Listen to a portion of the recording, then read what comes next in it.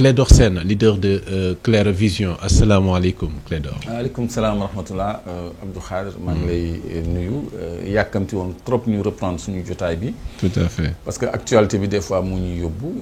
di jox encore une fois rendez-vous téléspectateurs yi tous les mercredis.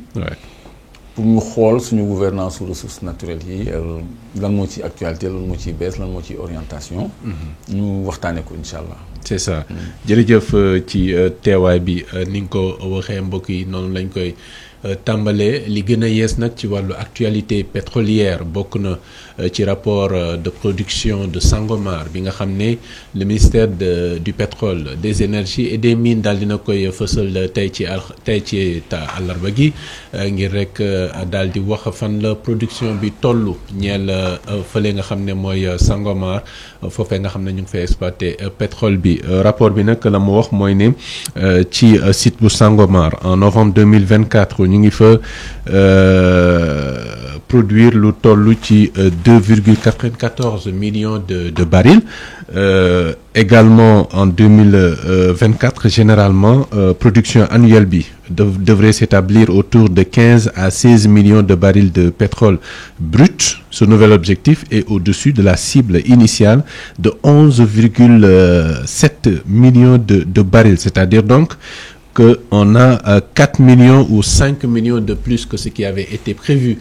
Clédor, déjà, les chiffres ak nañ ko présenté prévision yi ñu amoon ak li ñu am jamono ji ak augmentation bi ñu ci gis naka lañ ko mën a lire lecture bi ñu ci mën a. waaw ni ñu ko mën a lire mooy au début on est parti sur 75 000 pour venir à 100 000 barils jour qui correspondait au plan de production déposé par l'exploitant par le contractant kon léegi dañu atteindre juste li ñu spécifié ci plan de production bi c'est-à-dire les 100 000 barils jour mais man newoon naa leen qu'il faudrait qu'on s'attende à de bonnes nouvelles parce que même ce pic de 100 000 barils jour va être rapidement dépassé parce que potentiel u gisement bi ëpp na 100 000 barils jour parce que newoon naa leen que Woodside ak Far Limited qui était précurseur dans ce projet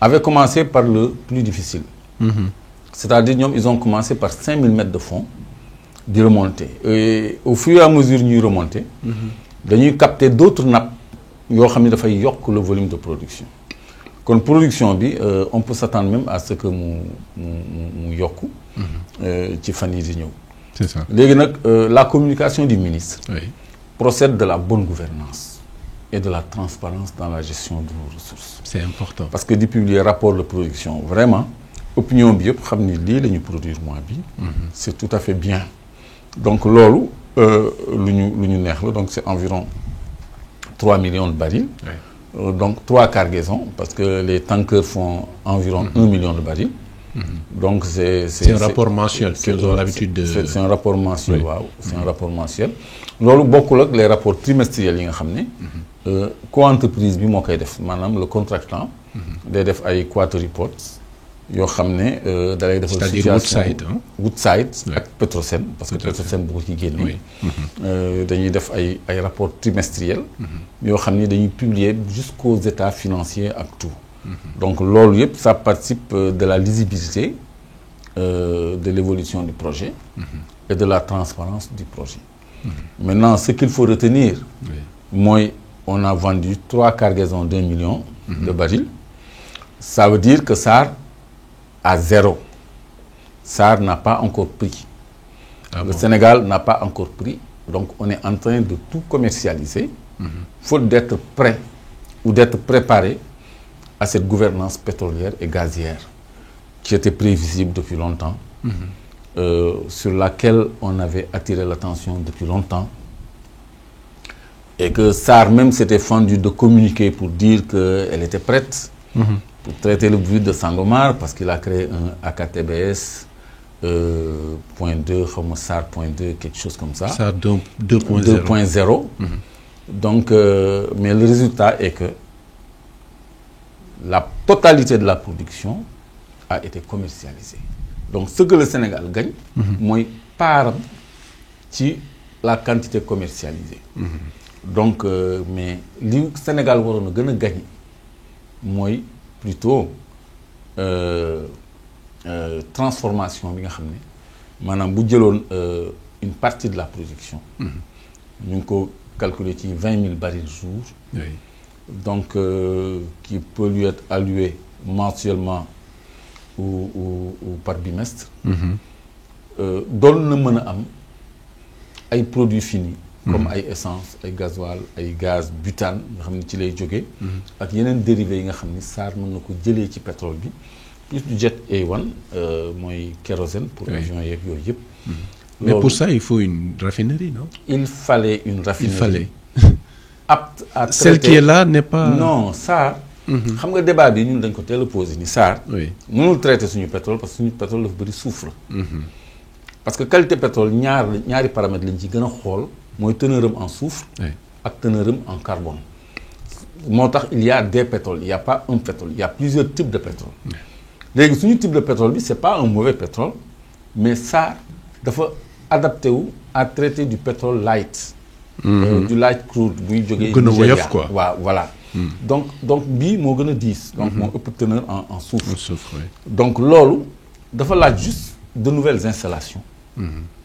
yoo xam ni c'est pour ce type de pétrole là parce que ñun suñu njëriñ dafa gën a nekk ci transformer suñu 20 000 barils jour yooyu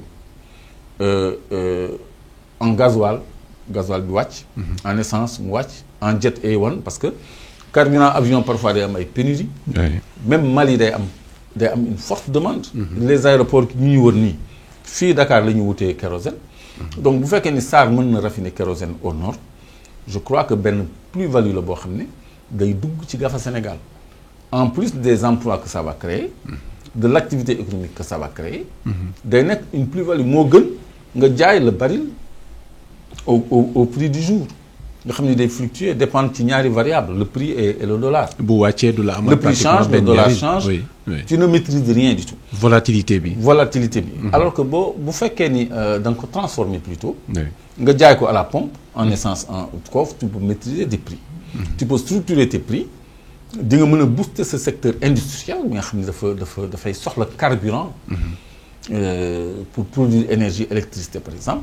Senelec aussi fuel bu muy consommer. ak gaz bi ay produits pétroliers la. boobaa di nga ko mën a fournir en combustible pour mu defar courant bu gën a yomb. loolu moo war a nekk avantage du Sénégal mais. nguur gi fi jóge waajalul boppam ci dara ci lu jëm loolu. xam nga gouverner c'est prévoir dit-on. mën nga prévoir ay autoroutes. oui. prévoir ay BRT. prévoir ay TER.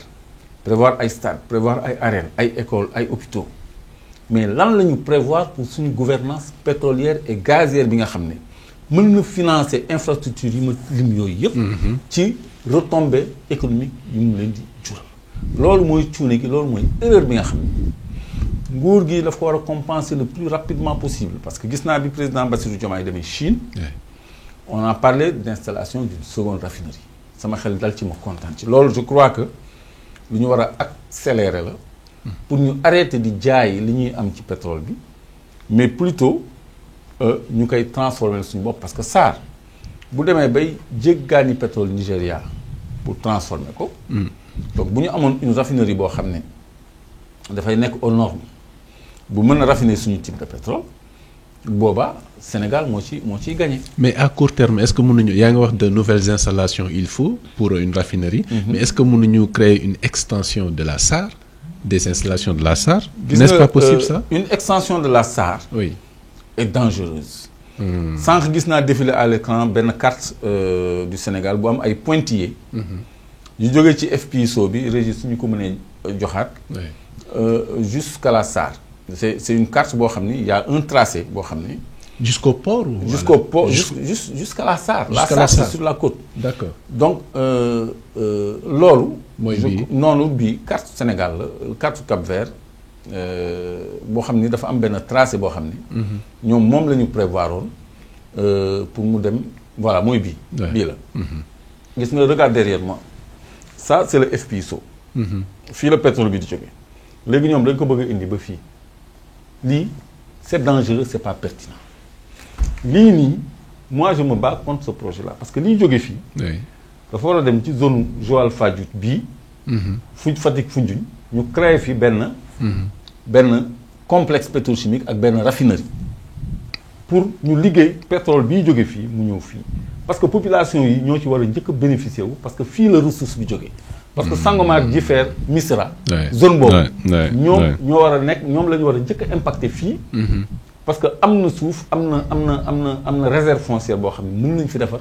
raffinerie bu ñu bëgg mais jël lii indi ko fii kooku c'est une bombe dans Dakar.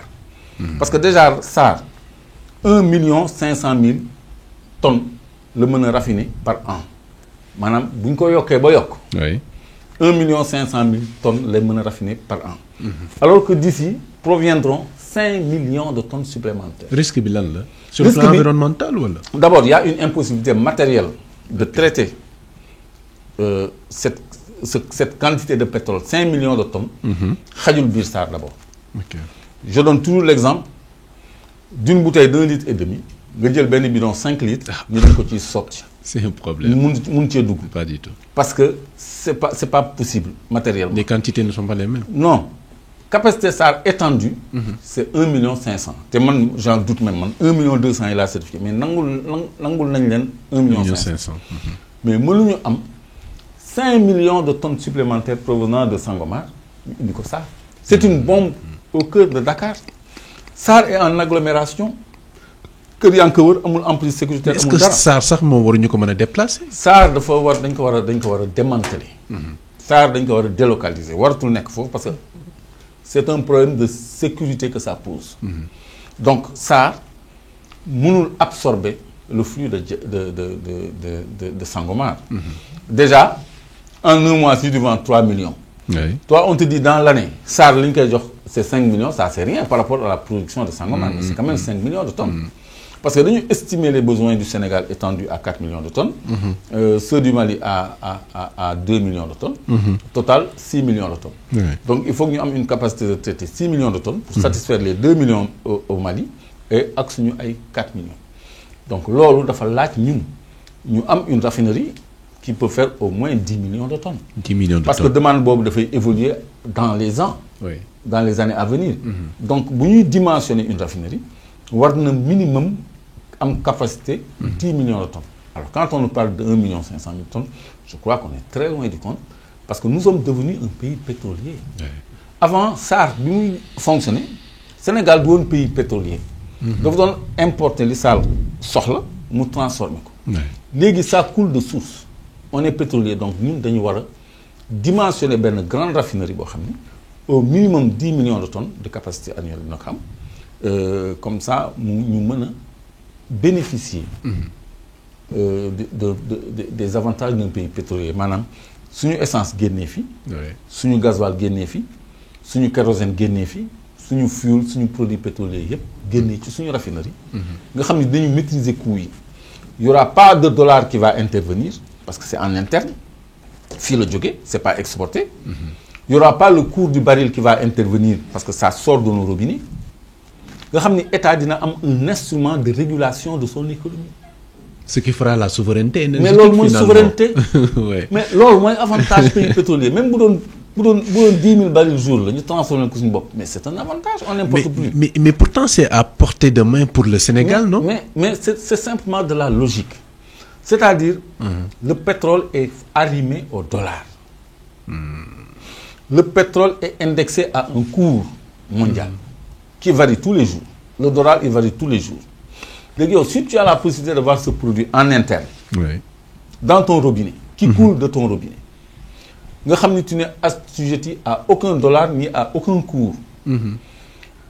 Si le baril coûte $110, toi c'est pas ton problème, tu auras toujours ta quantité produite. Tu maîtrises ton marché, quoi. Si su daanoo ba daanu aussi. tu ne perds rien, toi tu maîtrises l'instrument. léegi nag yow yaay xool ban prix nga mën a jaayee. Oui. pour ces entreprises compétitives d'ailleurs. D'abord pour que c'est énergie compétitive. Oui. nga am une énergie moins chère, un gaz domestique moins cher.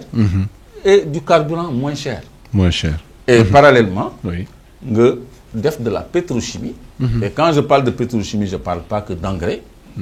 Je parle encore de polypropylène, xam naa di ngeen ni polypropylène, oui. De produits manufacturés. Nga xam ni léegi di nga mën a lancer une véritable industrialisation. Et même une exportation de ce polypropylène issu du pétrole. Nga xam ni loolu dañ koy soxla ci àddina bi. C'est ça. Donc ñun notre carte on l'a pas encore jouée. Oui. C'est pas la carte de la vente et de l'exportation. Parce que c'est Shell qui vient prendre le pétrole. On vend ça à Shell. ñëw yóbbu. Donc c'est pas une option. C'est pas une option. Voilà, c'est pas une option. Mais toujours pour rester sur le rapport, sans que yaa ngi wax ne le ministre en tout cas. Non, Elf, c'est pas Shell. C'est Elf, l'américain, non? Elf, non, Oui. Elf, c'est français. C'est les Français. Elf. Voilà. Donc pour dire que sans que yaa ngi koy wax ak publication rapport mensuel bi l'initiative du ministère du pétrole mu nekk benn acte de transparence mais est-ce que tey mënuñu gën a aller plus loin c'est-à-dire que bu ñu waxee ne lii am na lii produire nañ ko mais par rapport aux recettes recettes yi est-il possible d'avoir les recettes sur le plan mensuel wala annuellement rek la mais pourquoi on n'en fait pas mais bien sûr on peut de la même façon parce que moi j'ai pas vu l'entièreté du document mais quand on te dit voici la quantité produite voici la quantité commercialisée maintenant il reste à définir la part du Sénégal mooy ce calcul compliqué là parce que tantôt on a 18% sur le cost oil après on a 25% sur le profit oil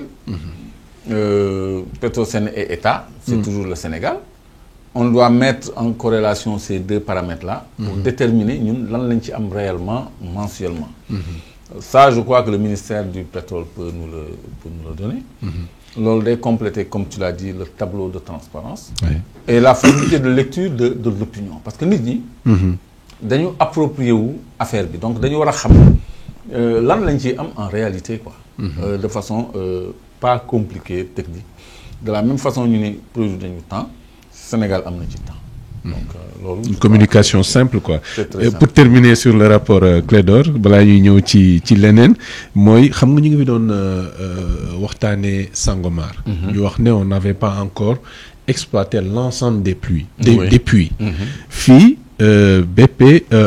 Woodside nous fait savoir que en fait l'ensemble des puits de production a pu être démarré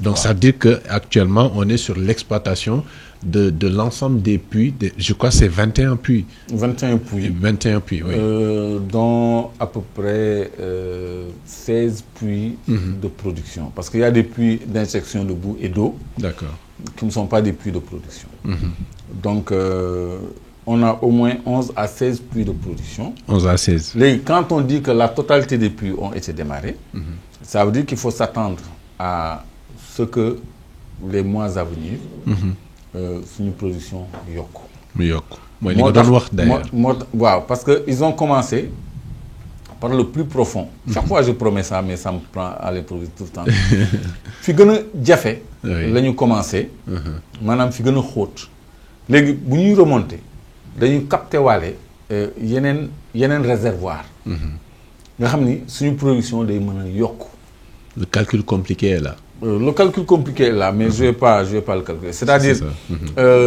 au-delà de 100 000 jusqu'à 100 000 barils jour on a 25% de la production restante loolu day ñëw dooleeku ci nu mu tuddati 18% yi ñu am sur la production totale et donc sur le cost oil c'est ça donc loolu je crois que ministère bi war nañu ko yombalal ñu jox ñu Sénégal lii la ci am mais ce qui est sûr mooy SAR nañu wax SAR na communiqué ak ATBS nañu wax ñoom ñaata la ñu traité ci pétrole Sangomar bi c'est en marche ak ATBS en tout cas ils doivent venir nous édifier wax dëgg yàlla parce que ñun nekkuñu SAR nekkuñu Petrosen nekkuñu ministère si on se pose des questions on cherche les bonnes informations mais ñoom nañu dimbali li laa ils doivent aider à faire ça donc ñoom nañu wax ci pétrole Sangomar bi lan lañ ci traité comme ils ont un SAR 2.0 là donc nañu wax lan lañ ci liggéey jërëjëf Clédor